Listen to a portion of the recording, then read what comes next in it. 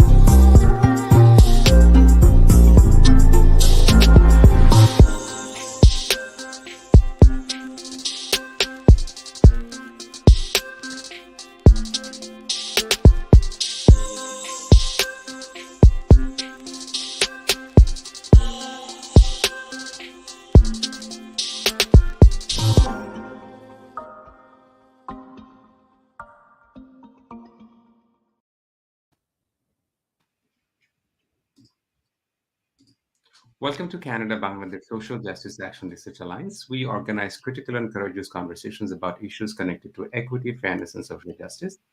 Please visit our website at .org to find our video conversations about our community engagements. We are also available on YouTube and social media. You can find our audio podcasts on Spotify, SoundCloud, and Google Podcast. In this episode, we will discuss sexual assault of men by women. I'm your host, Firoz Alam. Joining me, Professor Siobhan Weare. Professor Weare teaches at law school at Lancaster University in the UK. Dr. Weare's research interests are focused on the areas of criminal law and criminal justice. Her current research explores the socio-legal responses to and experiences of male survivors of sexual violence. She has conducted the first study in the UK on forced to penetrate cases, interviewing male survivors about the experiences of these forms of sexual violence. Thank you so much, Professor Weare, for making some time for us. Thank you so much for inviting me. It's great to be able to share my work in this way. And please call me Siobhan. Thank you, Siobhan. And this is particularly when we first corresponded and I emailed it to you in terms of we have had one of probably the most widely known event in Bangladesh that has happened, that one celebrity film actor, he was sexually assaulted by a woman. And for the first time, we were faced with the reality. I'm laughing, not to belittle it, is that, how our cultural situation, our political and legal structure is not able to recognize that men also can be sexually assaulted by women. And I was researching and I found your work. I was like, okay, I have to talk to you. So then I saw your research and study and also the report. I thought, okay, that is wonderful. Could you tell us, to our audience who don't know about your work, about your background and your research interest, how would you introduce yourself to them?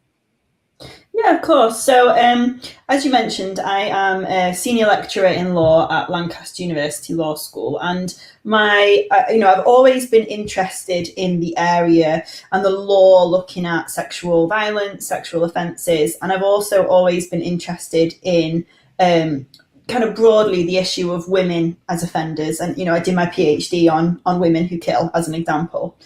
And it was really just thinking about the law in England and Wales, the way it's currently framed for me, particularly on rape. And so the way that the law on rape is framed in England and Wales is that it's the offence can only be perpetrated by men as the principal offenders, because there's a requirement of penile penetration by the perpetrator of the victim. So under English law, men can rape other men and they can also rape women. But the definition of rape excludes women from raping men, and indeed from raping other women, actually. So women can be accomplices, but they cannot be like the principal offender, if you will. And I was really interested to understand why it was this way, particularly where other jurisdictions, so for example, some states in the US have completely gender neutral definitions of rape. And so when I kind of dug down into some of the pre-legislative discussions and consultations that happened, I was really interested to see some of the statements that had been made. So statements that recognised, for example, that this form of sexual violence can happen, but that said, well, it's not the equivalent of rape of a woman, or it's not harmful to men. The phrase that's used is it's an assault on a man's autonomy, but that's not equivalent to the level of assault it would be on a woman, for example.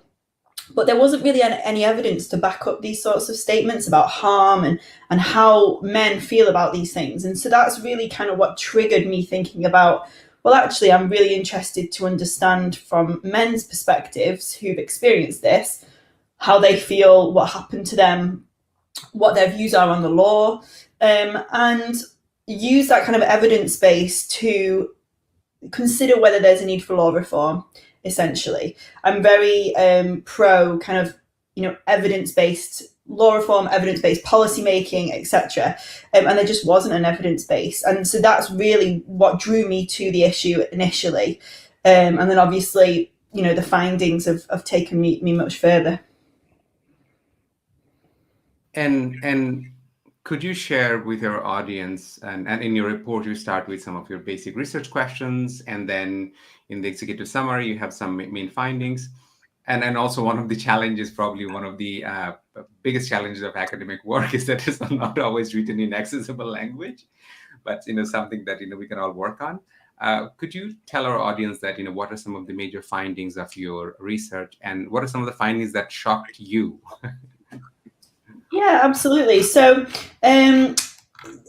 there's been two studies that I've done, just to give a bit of context. Both of them looking specifically at this issue of forced to penetrate cases, which is a term I've used to explain and describe where a man is forced to have non-consensual sex with a woman against his will, and it's the woman who's forced that.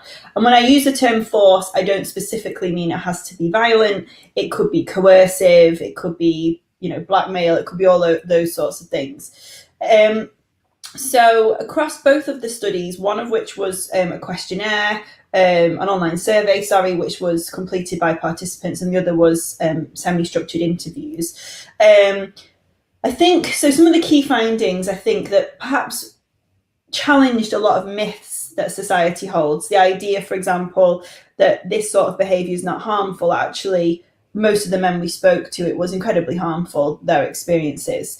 Men reported, for example, emotional harm, psychological harm, things ranging from depression and anxiety, flashbacks, nightmares, right through to, thoughts of suicide, attempts at suicide because of the impact it had on their lives. We also saw physical injuries to both men's bodies and to their genitalia.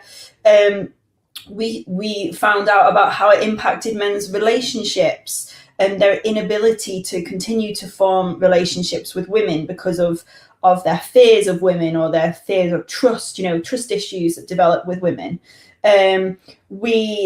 What was also really clear was that men didn't disclose to the police. They didn't kind of seek redress through the criminal justice process.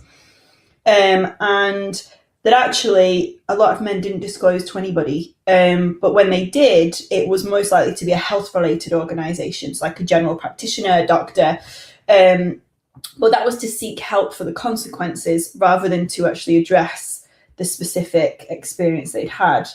When men, for example, had been able to access specialist support through, for example, counselling services that specifically support men who experience sexual violence, they found that incredibly powerful, incredibly healing, and it was really important for those men, transformative for those men who were able to access that. But there were many men who didn't know that these services existed, or there were geographical barriers to them being able to access because they weren't in their local areas, things like that. So, there were real challenges for men in terms of access and support, in terms of disclosure. And in terms of, I guess you asked as well, was there anything that particularly surprised me? I don't think necessarily there was anything that surprised me in the actual findings, because I went into this very kind of open minded, and because there's not really been much work done before, I didn't necessarily have many expectations. I was very much being led by the stories of the men that I spoke to. But I think the thing that really did surprise me was the gratitude that the men had to be given the opportunity to share their story in a space that they felt was safe and that was non-judgmental. There was, I think, 3 of the men that we interviewed had never told anybody before they told us, which is a huge honor and privilege that they would trust researchers, with their story. So I think for me, that was probably the most surprising, was that real sense of gratitude, and just feeling like they were believed and listened to was so important for them. And I think that's something that perhaps I hadn't anticipated before I began the research. And I think one of the findings of your research that says in the report that at any point in time when men did share about their sexual violence, they were not trusted. And I saw a report published in BBC where 2 particular things that came forward, and then there was one thing where men reported, and the BBC report referred your research, your study, where saying it's possible for a man to sustain and continue an erection without actually having consent, because obviously the idea of, well, if you have an erection, you must want it. And the other thing is the power dynamic between men and women. Obviously, we do not always see a power dynamic intersectionally, because just because a woman is born in a woman's body, that does not guarantee a lot of the power dynamic relationship. Could you focus on this 2 tension, that we live in a patriarchal capitalist society where men are predominantly in positions of power, but not all men are in positions of power. Yep. In the United States, and this actually shocked me, that more Black men are sexually assaulted than Black women, and because of the idea. How you also teach, Siobhan. Could you help us understand the power dynamic in sexual violence in this context? Yeah, I mean, it's a really difficult one, because our traditional understandings of sexual violence, as you say, are very much based around the amazing work that's been done when looking at women who are victims, as you say, principally from men who are perpetrators. And so we have a very particular understanding of sexual violence as being about power, and as being rooted within, as you say, a kind of a patriarchal society and patriarchal cultures. And that makes it really, really difficult to translate directly onto men's experiences. What was interesting was that the men that we spoke to did feel that the abuse they experienced, particularly where the the female perpetrator was a partner, for example, like an intimate partner, that in those instances it was more about control and power than sexual violence. So they felt that it was the ultimate form of control and power over them as men, because exactly as you say, those kind of stereotypes and myths around men and sex and sexual arousal and all those sorts of things. So there is definitely something about power, but I don't think it's in the traditional sense within which we understand it in a broader patriarchal society. I think there's something very specific about power within particular contexts or particular relationships that can allow and enable this sort of abuse to happen, for women to perpetrate this sort of abuse. And I think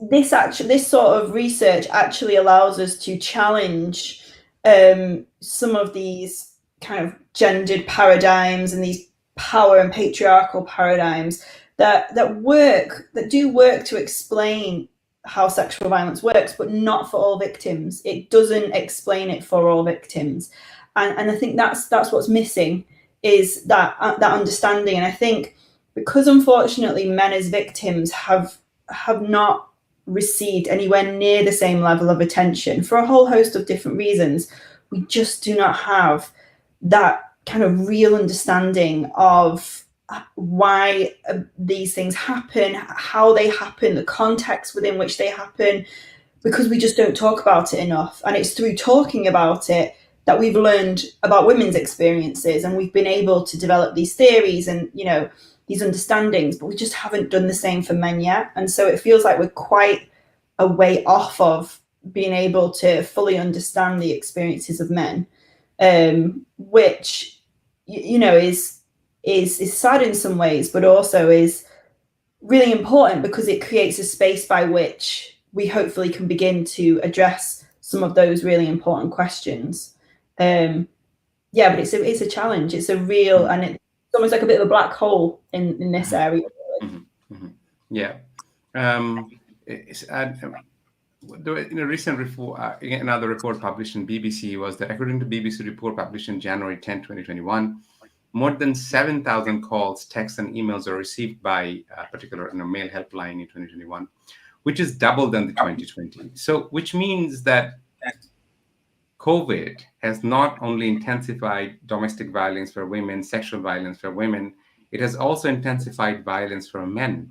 And I know that currently you're also studying the sexual violence against men under COVID circumstances. Could you speak about that, please? Yeah, absolutely.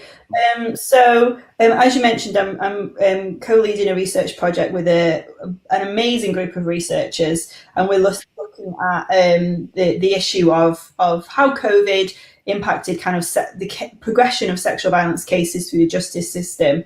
And one of the things that we found, actually, specifically in relation to your question, is that it's not necessarily, well, it is possible that men did experience more violence and abuse during COVID, when we were locked down in our houses and we couldn't get out to access the normal support networks that we'd have. But what we've definitely seen is that actually what COVID did was create space for men to think and reflect. And so men who may have been abused months, years, decades ago, and never come forward and never disclosed, never sought any sort of help, actually COVID forced them, the changes that COVID made to their life, when their support mechanisms, the gym, work, seeing your friends, seeing your family, when they all disappeared because we were locked in our homes for that period of time, a lot of men seem to reflect and to basically have to confront what had happened to them in their past. And it did lead to a lot more men coming forward to seek help, to report, whether that's to a helpline or, you know, to a counselling service or to the police. And certainly the police saw an increase in historic cases being reported across the board because of that kind of time to think and reflect on what had happened. But that's certainly what we saw, was that it wasn't just this idea of instances of current abuse going up. It was also about those coping mechanisms, that day-to-day life that people had was destroyed during COVID because we couldn't engage with that. And it meant that seeking support from places like Safeline's helpline became more important, because there's no space to hide in the silence, almost, if that makes sense. So that became really clear, particularly for men. I think particularly for men. I want to think loud with you on something rather complex, and I like I said, I don't have an answer to that, and obviously this is also an international context, and obviously your research is in the UK. So you were talking about that, how the sexual violence against men by women is not always essentially aggressive. It can be coercion, it can be blackmailing, it can be, and I can imagine also could probably, the idea is that men have a possibility of experiencing emasculation if they are not in a certain way. That probably does not apply to women. But then the also idea is that in terms of coercion, the ongoing relation and also how it becomes framed as sexual violence, sexual exploitation. Let's say two adults in a consensual relationship have a relationship, but then if that relationship falls apart, it is possible for one partner to blame it on the other partner, saying, well, we had consensual relationship because you promised that we will get married, yada yada yada, and this so on. So I'm giving you a context which is probably in the global south, given. And another question is, what kind of coercions you saw in your research when you're talking to your participants, or Yeah, blackmailing? yeah, absolutely. So it varied. So examples of blackmail would be not too dissimilar to what you've suggested there. So in the sense of they may have been in an intimate relationship. The man wants to end that relationship. So the woman is incredibly distressed and basically threatens to harm herself if that relationship doesn't continue. We also saw examples of sexuality and blackmail. So one example was given of a man who was gay, and he had a relationship with his boyfriend. He was at university, he came home for the summer, and they kind of communicated, long distance during that time. And this woman discovered those communications, and he hadn't come out, he hadn't disclosed his sexuality to his friends or his family. And she threatened to out him if he didn't have sex with her. And he wasn't ready to tell people that he was gay and to share that part of his life with people.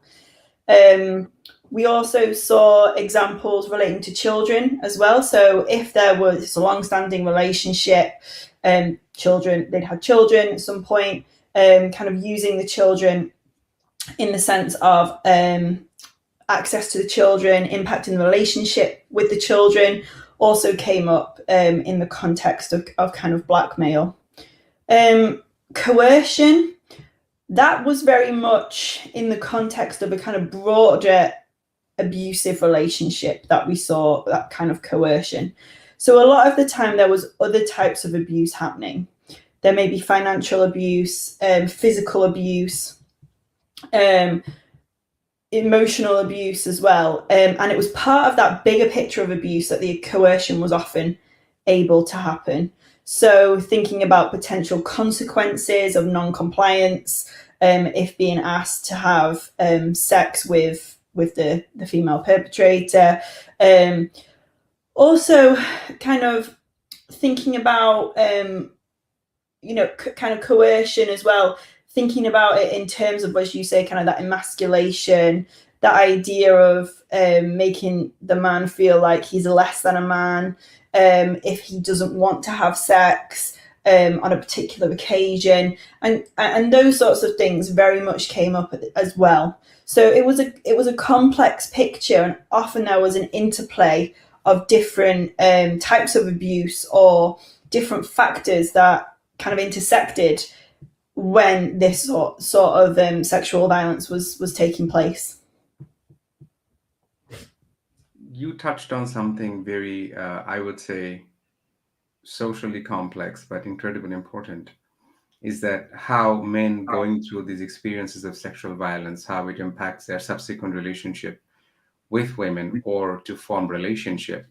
Um, for instance, I might know people, I know friends who have gone through experiences of violence, and now their perception towards relationship, be it sexual or romantic, has come under a particular position where there's a deep trauma that gets expressed when the possibility of romantic relationship gets expressed, because it gets triggered, right? So in terms of your research participants, when you have talked to them, what are the kinds of complexities that they were going through in terms of subsequent relationship with women, or whether it is romantic, sexual, or future relationship with women? Yeah, so you're absolutely right. It was complicated. At one end of the spectrum, you had men who really couldn't engage in any meaningful way with women because of what had happened to them. So they didn't trust them, not only in relation to a relationship, like an intimate relationship, but also just a friendship. There was a real fear there, real, I guess, just really feeling that they didn't want to engage with women because of what had happened to them in their past. For other men, they had continued to have sexual relationships, but not been able to maintain, for example, an emotional relationship. So they may have more kind of more casual sexual relationships, but not that long term, intimate kind of partner, emotional connection that some of them were really looking for, but just really struggled to engage with.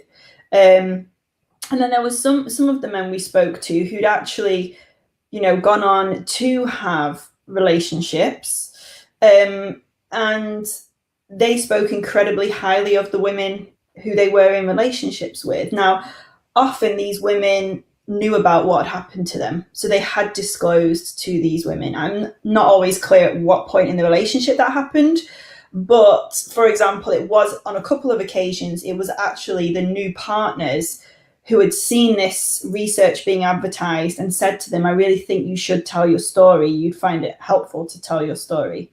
So they were really central to the recovery of these men, central to them rebuilding their lives and trusting in women again. So there was a real spectrum of kind of experiences that men had in terms of rebuilding their lives, and in particular their relationships with women. But it very much, I think, not only depended on individual men's experiences and how they'd happened, but also the men themselves and the women who they were engaging with, and and whether they could do that in a kind of an emotional way, to be able to feel they can disclose, because it's a huge thing. It's an incredibly brave thing to do, to disclose to somebody that you have been a victim of sexual abuse and sexual violence. So, that was all very relevant as well. And this is not to say that there is a silver bullet, that one magic wand that solves all the problem. But probably, I think we can leave with more question to reflect on, probably to see the nuances of these complexities. In terms of the sexual violence against men, factors like sexuality, one of the case in point is that somebody can be bisexual, somebody might not have come out yet. Their social location, class, their ability, if there is any disability that they have, or race, obviously, something incredibly determining. How do you think these factors influence class, race, sexuality in terms of intersubjectivity in forming romantic relationship, shaping the perception of a man when they might suffer domestic violence, sexual violence in the hands of the woman perpetrator, but might not have the structural support at the moment to express fearing retribution under the systemic violence. Could you focus on how the other factors can impact the intersubjectivity of sexual violence between man and woman? Absolutely, yeah. So I think the first thing to say is many of those factors act as additional barriers for men to come forward. So, a man's sexuality may act as an additional barrier for him to come forward, disclose, and seek help. One of the men we spoke to disclosed that he was a black man and that the perpetrator was a white woman.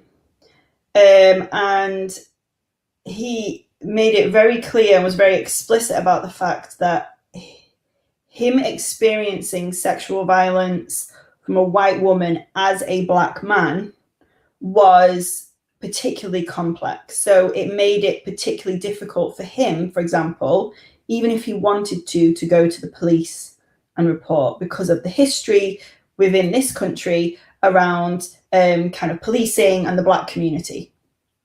It makes it difficult as well for men, depending on those particular characteristics. It can make it very difficult for men to feel like they'll be believed. So again, taking that example of the black man and the white woman, he said, who's going to believe that me as a big black man is being abused by this smaller, more petite white woman? Like, who is going to believe that?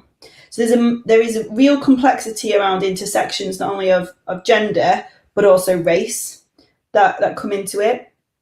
And I think because the stereotypes that exist around men are still so strong, women, we've had the feminist movement, which has, yes, there's still a lot of work to be done, don't get me wrong, but we have been able to, through the feminist movement, challenge some of these stereotypes and myths that are held about women, to varying, degrees of success.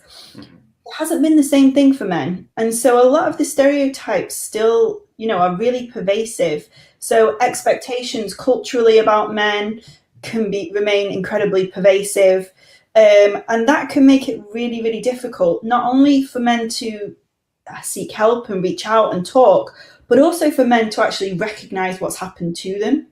Because I think sometimes, especially, kind of think about men and sex and sexuality, this idea that men are inherently sexual beings, that they always want sex all the time, that all sex is kind of good sex. And if we think about kind of the sexual double standard, it's great if a man manages to sleep with 20 women, but if a woman does the same, she's a slag, a slut, any variation of those derogatory terms.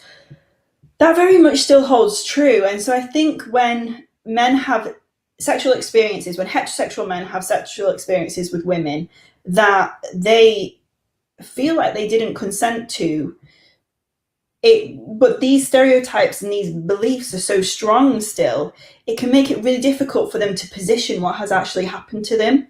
And then if you add in different layers around kind of culture or race or religion as well into there, that can make it even harder for men to not only identify what's happened to them as something they didn't consent to, but also then for them to be able to go out and seek that help and seek that support. And so I think it is really those kind of cultural and societal stereotypes that we hold about men that are still so strong that when you intersect them in different areas can really be challenging for men, I think.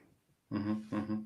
And when it comes to interracial sexual relationship, we cannot forget the history of the power of white women's tears, because white women's tears have very potent capacity to mobilize institutions that are fundamentally built on the white supremacist idea. Because what W. Edward Du Bois said, the psychological and public wages of whiteness is that how the police institutions in the United States, and your report says that the male survivors, they have fundamental distrust towards the judicial system, police, law, because who are they going to trust, right? And we have had a conversation recently. So one of the professors that I've had the good fortune of being mentored by after coming to Canada as an international student is an African Canadian who has written a book about the interracial relationship, and obviously he explores the subjectivity of black male body. The term he uses called black phallic fantastic is that how the reduction of a black man to the phallus is a fundamental way of dehumanizing by over sexualizing a man and ripping the humanity from that man so that violence can be inflicted on that person. Hence, the judicial violence is justified because that person has been reduced to the beast. So that is something incredibly important. You talked about children. What are some of the things that you have found is that women perpetrated against men have used children to do sexual violence against men? Yeah. Just to jump back to the point you were making a second ago in relation to that kind of interracial issue and exactly what you were saying, I actually have a fantastic PhD student who is doing his PhD thesis on the experiences of Black African American men who experience, forced to penetrate. As you know, so he's very much looking into that. So if that was something that you would kind of be interested in dissecting further, then Devel, who's my PhD student, is absolutely the person to speak to. His works really delves into exactly what you've just mentioned. So I just thought I'd flag that. I was very interested. I'll get in touch with him, and please do. Yeah, go on, please. Yeah. So in relation to children, this came up in a few different ways. So the first way in which it came up was where the forced to penetrate experiences happened in order for the woman to become pregnant. So there was a couple of examples where the men had said they didn't want children in that particular relationship or at that particular time, and that had kind of been a conversation that had happened, but that they were forced to have sex with these women in the different contexts that we've talked about so far. And they believe that the aim of it was for the woman to become pregnant. And, one of the men said he basically is paying child support for a child he doesn't want to have a relationship with because of the way in which it was conceived. And he feels like he is basically being punished for his own victimization. We also saw other men who there were existing children in the relationship, and as I say, the female perpetrators threatened to impact that relationship in some way if there wasn't continued compliance in relation to abuse that was happening. So that might be turning the children against them, or if you report to the police or to somebody, I'm going to say that you did it to me, and then they're going to take your children away, or they're going to stop access to your children.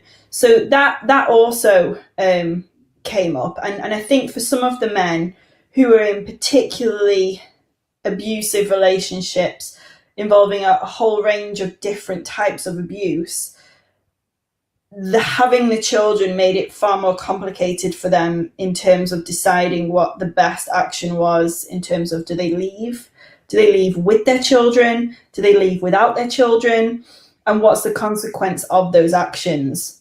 For most men, the option of leaving with their children isn't actually an option, because here in England and Wales, we have refuges, but refuges for men that have space for men, and particularly for men and children, are very few and far between. I think you're talking maybe less than 100 spaces, like beds, available across the whole of the country. So for a lot of the men, it was, do they leave their children behind in that situation, or do they stick it out? And then when they had left them behind and they were going through, for example, the family courts system that we have here, having to disclose what happened to them, and then challenges of being believed and all of those sorts of things then emerged as well. So I think where children were involved, it was particularly challenging for men who found themselves in that situation. Yeah, I was talking about this particular book that came, is that appealing because he is appalling. I think your student will be very much interested in this work. So one piece in this book, the professor that I'm referring to, he talks about his own experience. I think the experience is very telling, that he being a black man, I think he was at that time university first year student or second year student, went to a nightclub with another black man for dancing. So they were dancing with two other white women. And as he writes in the book, is that, just being the gentleman, they were walking the white women to their cars. And the white women took them, those two black men, in their car and did not even ask for their permission or consent, drove those two men to their apartment, to flat. And now he, being a professor, obviously, has changed a lot of things. He reflects that even at that young age, he knew intuitively what would be the consequence of denying to have sex with these two white women. And this tells something about the embodied knowledge, the ontology that one embodies, and how those ontological understanding eventually seeps through when subsequently they write about the idea that what does it mean to be an embodied black male. So that's something that's telling. And also he talked about many experiences that he's in the bus and a white woman comes and grabs his crotch or grabs his butt. And you cannot complain about a white woman for sexualizing a black man because, will they be trusted, right? That's something important. And also, I think minimization. So that sort of experience that you've given around the crotch grabbing, the idea that that's not harmful or problematic as well, because it's happened to a man and it's been perpetrated by a woman, particularly a black man and it's a white woman, but just generally, the idea, well, that's not like, so what? That's not harmful to you. But if you switched it and you said, I was on the bus and a man came and put his hand up my skirt, that would not be acceptable, if it was a woman who was the victim. So there's definitely, like you say, completely different understandings about bodies, harm, minimization of harms is also a huge issue, I think. And it links, all of it, again, links back to these stereotypes that we hold about men, and that idea that as inherently sexual beings, they would enjoy it. They would welcome it, Yeah, exactly. Dr. Siobhan Weare has asked a question, that can Dr. Weare reflect on the ways in which popular constructions of Asian, Black, and other kinds of ethnic masculinities lead to rape and assault of men? That is a really good question. And if I'm honest, it's not one that I think I'm the best person to answer, purely because the majority of the men in our study were white men. And as I say, that may be because there's more barriers to engaging with men from Black and minority ethnic backgrounds or from those communities. And so I think there's a real need to understand the experiences of, particular communities, particular groups of men. But I don't think I am necessarily in the best place to answer that question and give it the detail and the respect that sort of question deserves. But I definitely think it's something that's absolutely needed. It's, I think we don't want to fall into the same trap that feminism has fallen into historically, where feminism has basically been about white women. And so when we're developing these discussions, these studies I've done were the first ones. I'm hoping people take it forward. Like Devel, my PhD student, he's taking forward that knowledge and thinking about a particular group of men whose voices have been silenced historically, and all the things that you've said today about Black men. And so I think, I'm kind of hopeful that as this research gets out there and more people hear about it, they think, actually, we need to know this, we need to take this forwards, because I think it's so important that we don't fall into that same space and that same trap that feminism historically did. Yeah, I think the trap that you are talking about, feminism, let's in the global north, but if you look at the international context, uh, that also becomes the class. So let's say in places that has been victims of colonial cruelty or global capitalist exploitation, even there, when it comes to women's issues, who are the women who are expressing their concerns? Certainly, I'm not undermining or belittling the concerns of women. Doesn't matter what one's social class, social location is. I certainly think is that if you're driving a Mercedes or a Rolls Royce in a country like India and you are a woman, you perhaps have a lot more agency over, let's say, a man who is not in the Western context untouchable, let's say under the caste system of the lower caste. The intercaste violence is that, for a low caste man to fall in love with an upper caste woman will cost his life. And it has been well studied and documented, right? But, we need to look into it. You're talking about refugee. We had a recent conversation about diaspora study one, and this is obviously also I'm located in Canada, but I'm a Bangladeshi. In England, the UK, you will see that the earliest Bangladeshis, Bengalis who went to the UK during the obviously British colonial time, and subsequently because of the racist immigration law, a lot of the immigrant men from the global south marry white women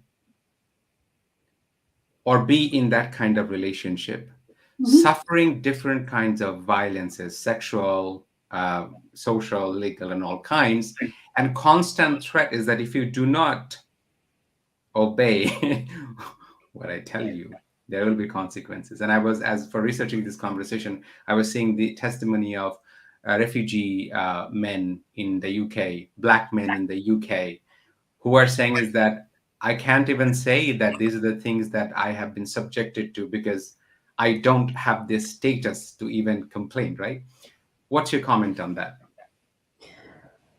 I mean, I think the UK has a challenging relationship perhaps with refugees. It's something we're seeing playing out very publicly at the moment in relation to what's happening in Ukraine, for example, and more recently as well, Afghanistan and kind of what has happened there. I think we are starting to understand more about the experiences of refugees in relation, exactly as you said, in relation to sexual violence, in relation to the intersections around kind of power experiences. But I think a lot of that is happening in the context again of women, like women refugees. And that is something that certainly within academic circles here has been picked up and, advanced a lot more in recent years. I think for men, though, the picture is still very grey and very complex. And so I think it's something that when we think about what do we know about men's experiences of sexual violence, it's another gap where we don't fully understand, because it's a neglected area. It's a neglected area of discussion. And as you say, if it makes it incredibly difficult for men to even disclose, to feel like they can, if you don't create a space by which these conversations can happen, they don't.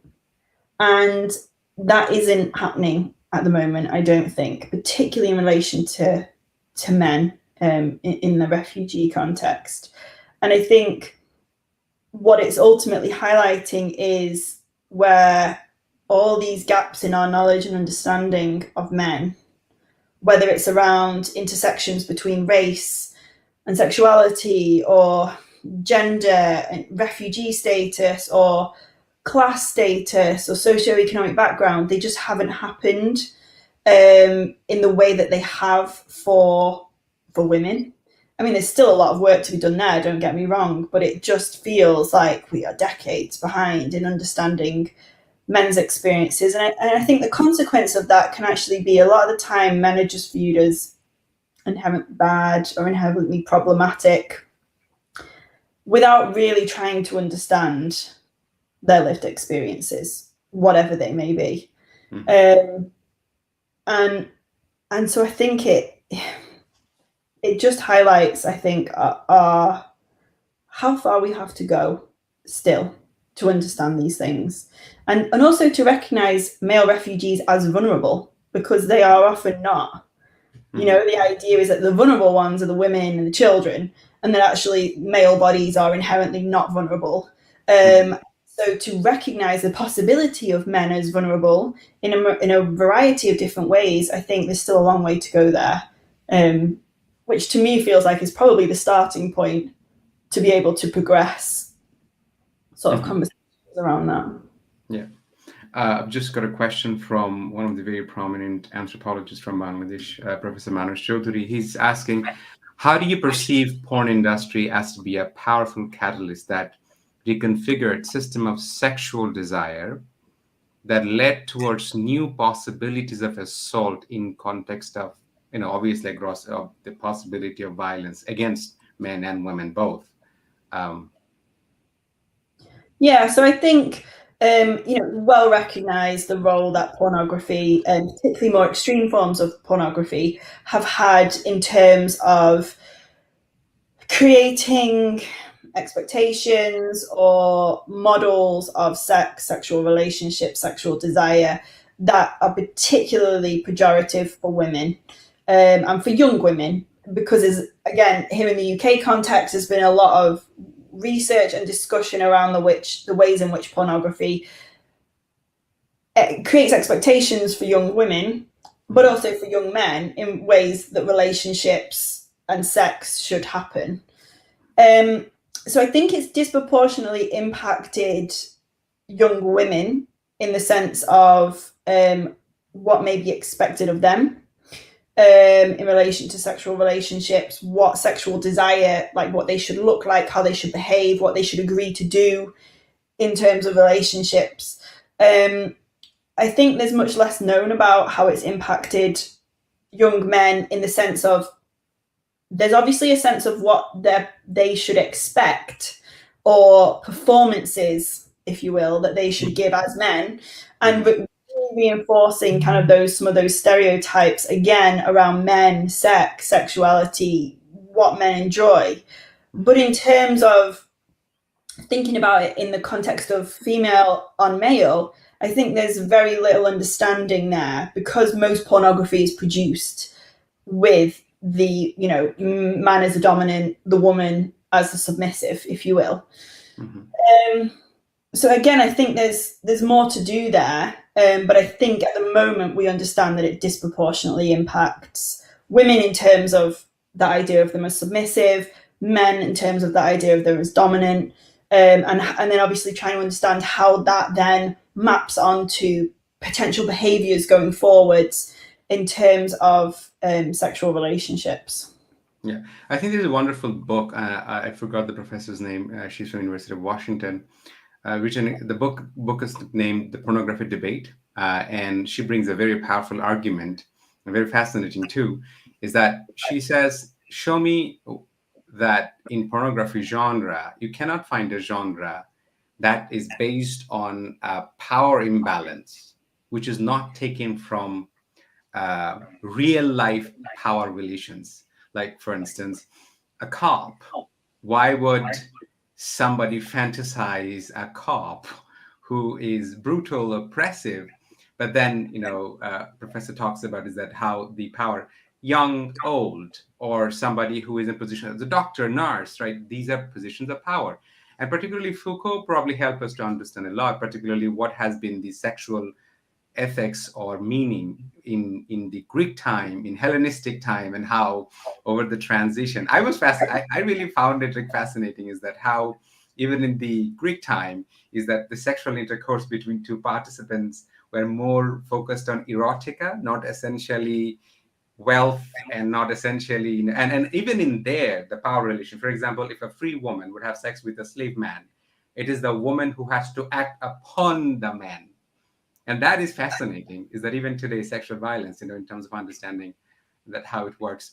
In your experience towards the research, what are some of the areas you think that is least explored in understanding sexual violence against men by women? That's a very good question. So I think, as I've said, that intersection with other issues like race, religion, socioeconomic, cultural background, those sorts of things, I think, as I say, my study, very much the participants who came forward were white men. So that's a limitation of my research that I'm well aware of, and I think needs to be addressed. I think for me, it's also about continuing to understand more about the context within which this happens, and how that translates into us understanding the reasons for why women do these things, and how that can be addressed. Because here in the UK, for example, if a woman is convicted as a sex offender, she has to participate in the men's. We only have a sex offenders program for men. So as a woman, she would participate in the men's sex offenders program, right? And it might be adapted a bit because she's a woman, but the idea is that, well, she must have done it for the same reasons as men. The rehabilitation process must be the same, all of those sorts of things. And I think that doesn't recognize the kind of gendered dimensions that are relevant to why women may perpetrate, and how do you stop it from happening again? How do you rehabilitate women who engage in this? So I think there's something really important around that. There's work that needs to be done there around that. And I also think the biggest thing for me is, whatever the research that's been being done, I don't think as academics it's enough for us to just sit and do this research anymore. I think there is a moral imperative that we are sharing this and creating conversations around it. Because I think that ultimately the big issue for men who are victims of sexual violence, and so many of the men that I spoke to said the same thing. I thought it was just me. I thought I was the only person this had ever happened to. I'd never heard of another man who'd experienced this, or, I tried to broach it with my friends, but they were very like, this doesn't happen. And so when we are doing this research, we really need to be thinking as academics about, how do we translate this so that men who may be experiencing it, men who might not, but might have friends or family members who are, that they do not feel that there's a silence, and that they are not alone, and that we are able to create space for these men to speak, to share their experiences. Because my fear is that when we sit and we write these papers and we do these things, if that isn't translating across, and people aren't, the everyday members of the public aren't learning and understanding, and even beginning to question their thinking a little bit around an issue, then we're not doing our job right. Because that, to me, is the most important part of it. We gather this evidence. What are we doing with it? It's not enough to just say, I'm going to write another paper. I'm going to write another article in the hope it gets cited however many times.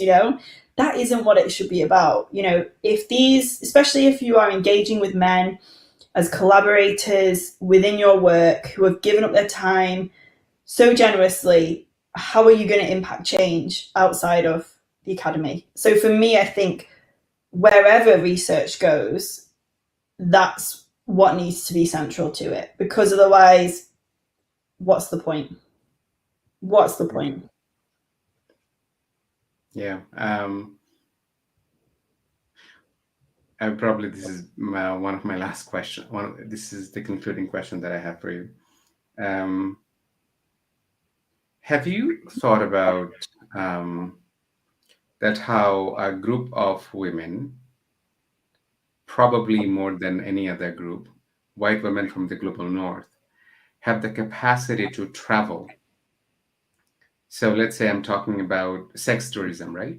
That so you can go from Canada to the Caribbeans and you can seek some kind of sexual escapade or encounter. I don't know how to frame it because that's not my areas of research. But then the whiteness of these women give them a kind of permission to travel through any borders. Obviously, the colonial history, capital history, and obviously white supremacist history is that gives them probably some kind of um, immunity. So in the same book that I'm talking about, there's a chapter that talks about sex tourism. Is that how these men are subsequently blamed that, oh, you have cheated me. So one of the common things that happens in Canada, a lot of white women from Canada go to Caribbeans to seek partner, and when they bring those partners to Canada, two things happen. And there's a wonderful documentary on CBC if you were ever interested to look it up, that two things have these white women are expressing their desperation that, well, they have come to Canada and now they have gone for another partner, abandoning us. A. B is they have come to Canada and they could not adjust with the Canadian cultural society and they have gone back to where they've come from. Now, I question, obviously as a brown Muslim immigrant man in a country that is deeply racist, deeply Islamophobic, and I know that my name is inescapably Muslim, so I go through those things. That what were the pretexts and social context under which these men felt the need to seek some kind of intimacy towards this woman if their primary goal was material? So are we heading towards, dialectical relationship? Is that are these white women are recognizing their own privileges consciously and unconsciously, that is putting them in positions where these black men from the Caribbeans would feel, and similar things also happen in global south. If a white woman goes from the global north to, let's say, a country like Bangladesh or India, they would probably have, I'm sorry, I'm laughing, but I'm not actually laughing. How do you see this sex tourism? If I'm going to be honest, I haven't necessarily thought about it, but I think I can speak to your broader point around certainly white women and privilege that might not be recognized. And I think it comes, I guess it brings us back full circle to one of the things you said earlier today, is around this idea that in America, black men are more likely to experience sexual violence than black women. And I think that comes back to ultimately our understandings of what privilege is. And I think it varies massively. But I think sometimes that word is thrown around really casually, the idea of privilege. Right. And there's a belief or a stereotype that all men are more privileged than all women. And that's where I think things like intersectionality, the theory of intersectionality is so important, because it's easy to make statements like that all men are more privileged than all women. But when you actually begin to recognize the intersections around race, religion, socioeconomic background, all of those different things, it becomes way more complicated than that. And I think that is a big challenge for society to deal with. I think, again, feminism has been fantastic in highlighting the challenges, the abuse, the misogyny, the sexism that women have faced. But as I said before, it hasn't necessarily done that in a way that is intersectional or successfully all of the time. And I think probably the next big challenge for feminism is, how do they recognize women as abusers? How do they recognize women who, to use that term, privilege, exercise their privilege or exploit their privilege against those who don't have that same level of privilege? And I think that's something that feminism hasn't necessarily grappled with yet very well. And so, yeah, I can't really answer it specifically around sex tourism, but I think that, you know, I've got some PhD students doing some fantastic work around intersectionality, around social structure, you know, those sorts of things that are really highlighting, I think, the importance of those nuanced conversations, and that we can't just have these blanket kind of beliefs about particular groups. And so I'm hopeful, you know, I'm seeing the next generation of scholars come forward, that these conversations will continue, but they're complicated. And is society at large ready for those conversations? That's a very good question. It's so much easier to say, I'm a woman, therefore I'm oppressed by men, than to say, I'm a white woman and question, therefore am I oppressed by all men? Because then, you know, what kind of worms, I think people panic, like, oh, how am I going to answer that question? Like, what does that lead to? And I think, you know, so it's difficult. It's really difficult. And I think that nuance is needed. How long it's going to take to get there, I don't know. I know there's amazing work being done, and it needs to continue. Yeah. Thank you so much, Siobhan, for this very engaging conversation, and I hope to collaborate in the future too. And thank your audience for being with us. Siobhan, can you just stay for a second when I end this conversation? Yeah. Thank you so much for having me today. Thank you.